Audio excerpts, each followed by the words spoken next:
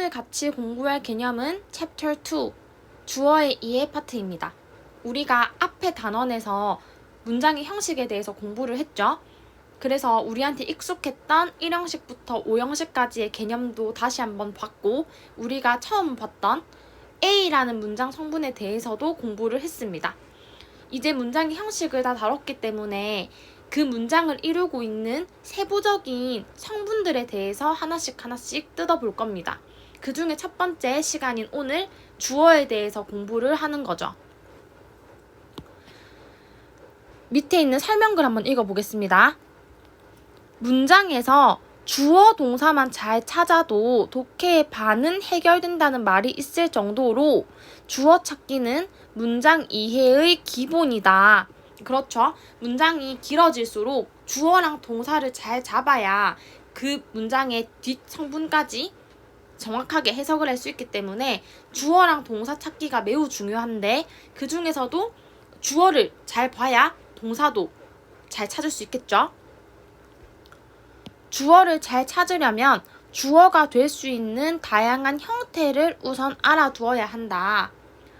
자, 주어가 될 수 있는 것은 대표적으로 명사가 있다, 이렇게 나와 있죠. 그래서 우리가 단어의 품사 관점으로 봤을 때는 주어 자리에 들어갈 수 있는 단어의 품사가 명사다 라고 알고 있지만, 이제는 우리가 품사를 볼 때 단어적인 차원에서만 보는 게 아니고 개념을 확장시켜서 명사구, 명사절까지를 명사라고 인지하고 같이 봐줘야 된다는 거죠.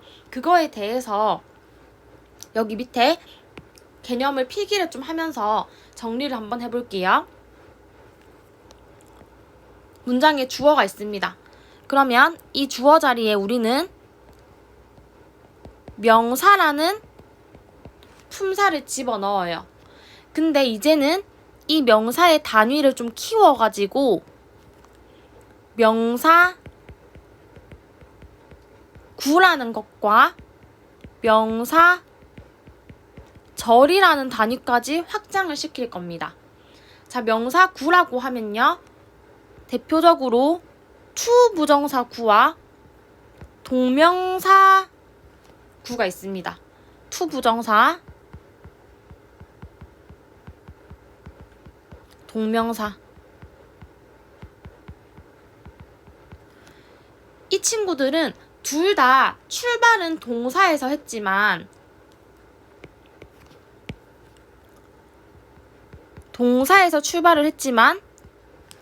동사의 앞이나 뒤에 to 또는 ing를 붙임으로써 동사가 아니라 명사처럼 품사를 바꿔준 애들이에요. 그래서 to 부정사와 동명사는 품사를 따질 때 명사로 기억을 해둬야 돼요. 이런 애들이 이제 명사구를 만든다라고 보는 것이고요. 명사의 단위는 선생님의 분석으로 의하면 이렇게 대괄호 표시를 하면서 우리가 공부를 했기 때문에 이제 동명사구 또는 to 부정사구가 나올 때마다 대괄호 표시로 표시를 해주면 됩니다. 이렇게 됐을 때 둘 다 해석은 뭐뭐 하는 것은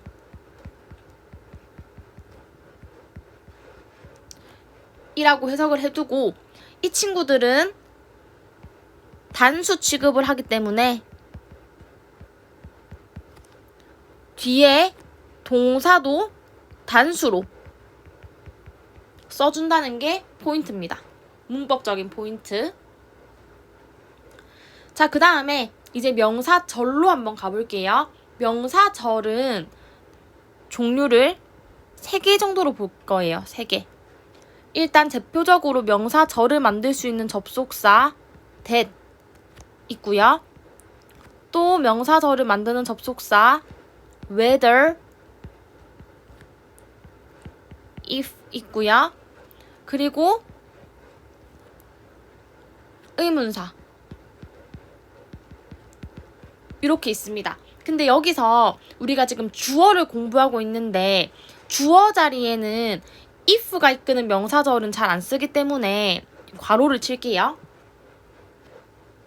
그리고 이 친구들은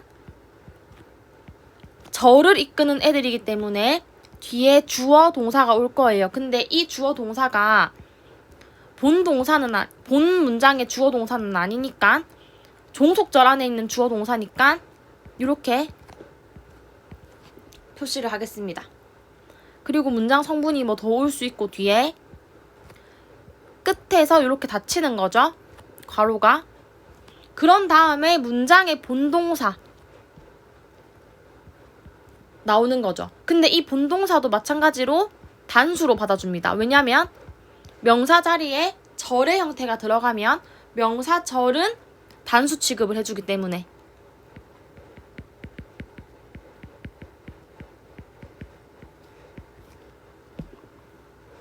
자, 그럼 여기서 이제 해석하는 방법을 알고 있어야겠죠? 대절은 어떻게 해석을 하냐면 S가 V 하는 것은 이라고 해석을 해주고요. 그 다음에 whether if 절은 해석을 어떻게 해주냐면 S가 V 인지는 원래 whether if 자체가 뭐뭐인지 아닌지라는 뜻을 가지고 있기 때문에 S가 V 하는지 아닌지는 이라고 해줘도 되고요. 그냥 간편하게 S가 V인지는 까지로 해줘도 됩니다. 뒤에 or not이 붙어 있으면 아닌지까지 넣어주는 게 좋겠죠. 그 다음 이제 의문사 절은요. 일단 해석이 뭐뭐 하는지는 으로 끝나줘야 되는데 여기 의문사에서는 주어가 없을 수도 있기 때문에 괄호를 쳐서 표시를 해줄게요. 그리고 나서 의문사 절에 대해서만 조금 더 자세하게 보겠습니다.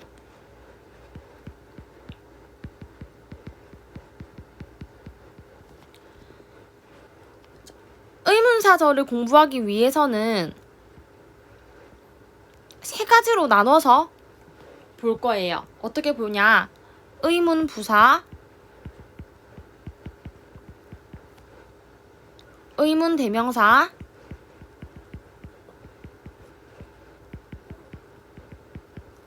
의문 형용사.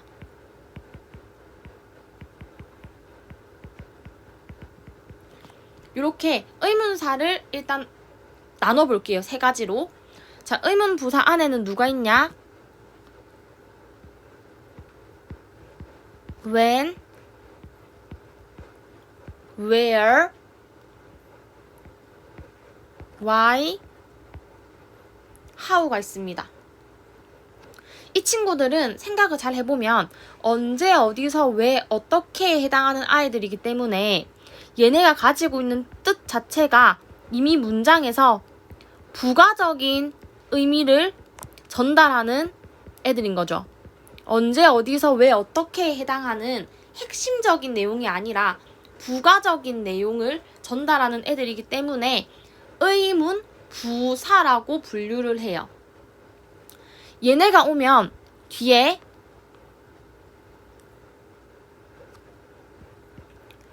주어랑 동사를 써주면 돼요.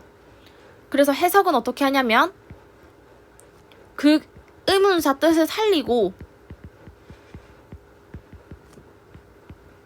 S가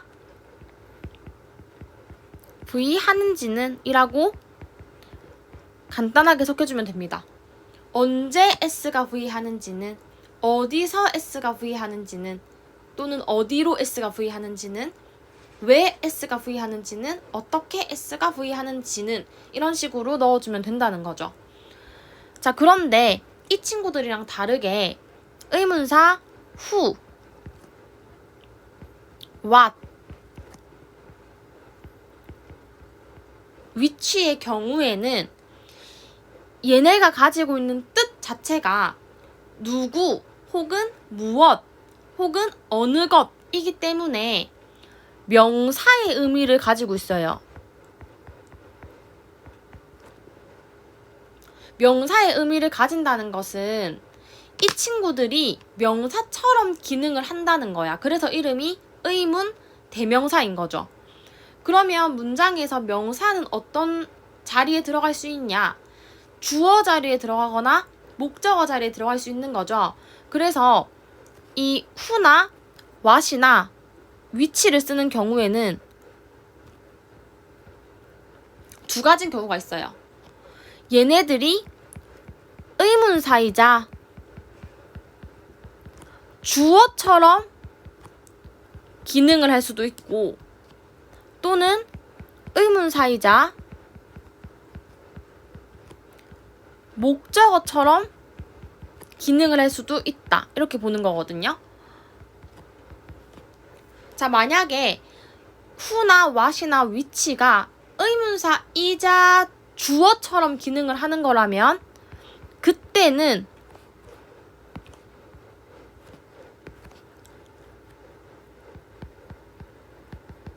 의문사 쓰고 뒤에 바로 동사가 오는 거죠. 왜냐면 이때 이 의문사가 의문사이자 주어도 되는 거기 때문에 뒤에 바로 동사가 붙는 거야. 그래서 해석은 이 의문사를 은, 는, 이, 가로 해석합니다. 누가 부의하는지는, 무엇이 부의하는지는, 어느 것이 부의하는지는 이런 식으로 들어간다는 거죠.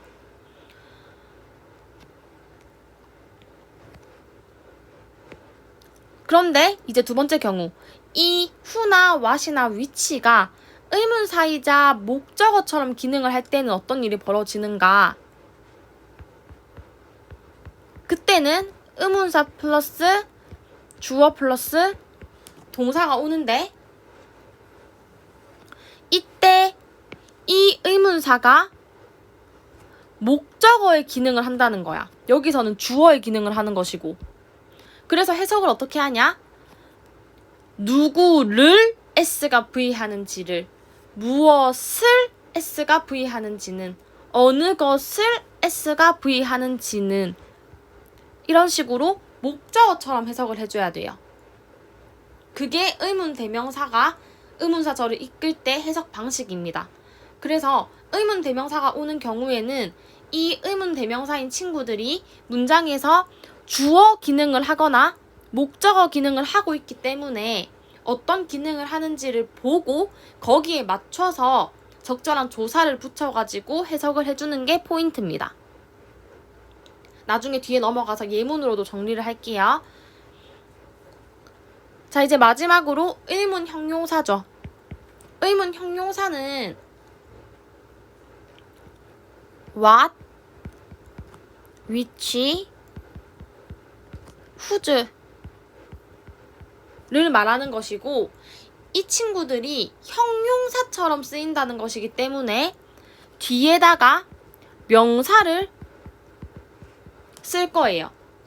what 명사, which 명사, whose 명사가 한 덩어리로 기능을 하는 겁니다. 그래서 예를 들어서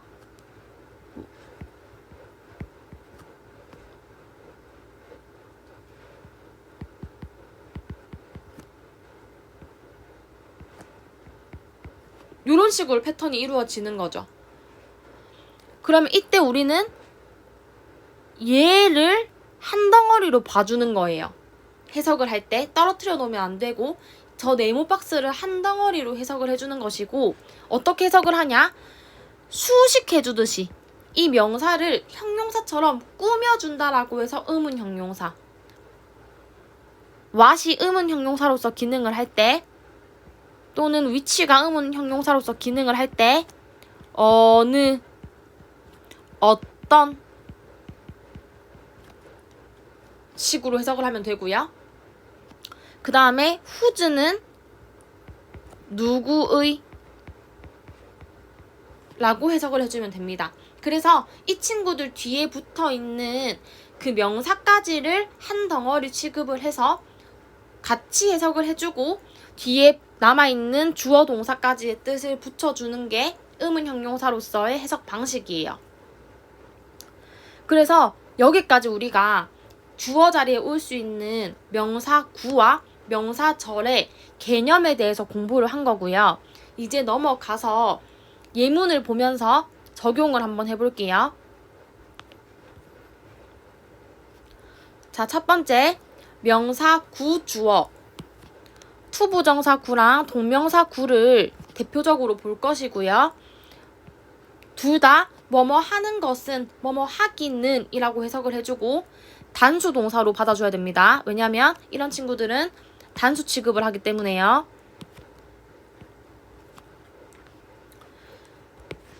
자, 그래서 선생님의 방식대로 명사 구, 명사 절에는 대괄호를 칠 겁니다. 따라서 이 지문에서도 이렇게 대괄호를 쳐서 명사 구다라는 걸 표현을 할 거고 to express라고 했기 때문에 표현하는 것은 이라고 해석이 들어간 거죠. 마찬가지 73번 문장에서도 이렇게가 주어가 되는 것이고 그 주어를 이끌고 있는 애가 동명사이기 때문에 이 전체 대괄호를 동명사 구라고 부르는 것이죠. 그 다음 마찬가지로 동명사 구가 됐을 때 해석은 하는 것은 이라고 들어가야 되니까 cramming, 벼락 공부하는 것은 이라고 해석을 한 거고 단수 취급을 해야 되기 때문에 뒤에 s가 붙은 겁니다. 넘어가고요. 자, 이제 여기부터 절이 나오는데요. 일단 첫 번째 80번 지문은 대절이 나왔네. 그래서 that부터 여기까지를 대괄호로 묶는 거고 이 대절 안에서의 성분은 이런 식으로 작게 표시가 되어 있습니다. 종속절 내의 일이기 때문에 apostrophe s로 표현을 했고요. 그 다음에 대절이 왔으니까 해석은 뭐뭐 하는 것은으로 왔고 마찬가지 단수 취급하기 때문에 비동사 is 온 겁니다. 그 다음 지금 명사절을 whether이 이끌고 있죠. 아까 말했다시피 whether과 if 둘 다 뭐뭐인지 아닌지라는 뜻을 가진 명사절을 이끌지만 그게 주어 자리에 들어갈 때는 if절을 거의 쓰지 않기 때문에 여기 주어 파트에서는 if는 안 나오고 whether만 나올 거예요. 자, whether이 이끌고 있는 절이기 때문에 인지 아닌지는 이라고 해석이 들어간 거고 그 안에서 세부적인 주어 동사는 작게 표시가 되어 있습니다. 마찬가지로 단수 취급해야 되기 때문에 동사에다가 s 붙여져 있죠. 그래서 우리가 실제로 독해를 할 때 어떤 지문의 독해를 할 때 이런 문장이 나오면 재빨리 절의 주어를 대괄호로 묶고 문장의 본 동사를 찾아내는 것이 관건이죠. 그렇게 해야지 긴 문장도 정확하게 해석을 할 수 있습니다. 빠르고 정확하게. 그렇기 때문에 이렇게 구나 절의 단위가 주어 자리에 들어갔을 때는 대괄호를 묶는 것을 습관화해서 빠르게 절과 구의 단위를 파악하고 본 동사를 찾아내는 거에 집중을 하셔야 돼요. 그럼 다음 걸로 넘어가고요. 그 다음 이제 의문 대명사랑 의문 형용사에 대해서 나오는 개념이죠. 지금 여기에서는 요렇게 나왔는데 이 친구들이 의문사 절이니까 대괄호를 치면 되고 그 뒤에 본동사가 나온 거죠. 근데 여기 안에서 의문사 절이 어떻게 생겼냐를 보면 의문사 뒤에 바로 동사가 나왔잖아. 그럼 이 말은 얘가 의문사이자 주어라는 거지. 그래서 이 친구들을 해석할 때 주어처럼 해석을 해줘야 돼요. 그렇기 때문에 누가 무엇이 어느 쪽이라고 해석을 한 거죠. 그 다음 파트에서도 요렇게가 대괄호인데 여기는 지금 문장의 본 동사고요. 이제 의문사절을 봐야 되는데 의문사절 안을 봤더니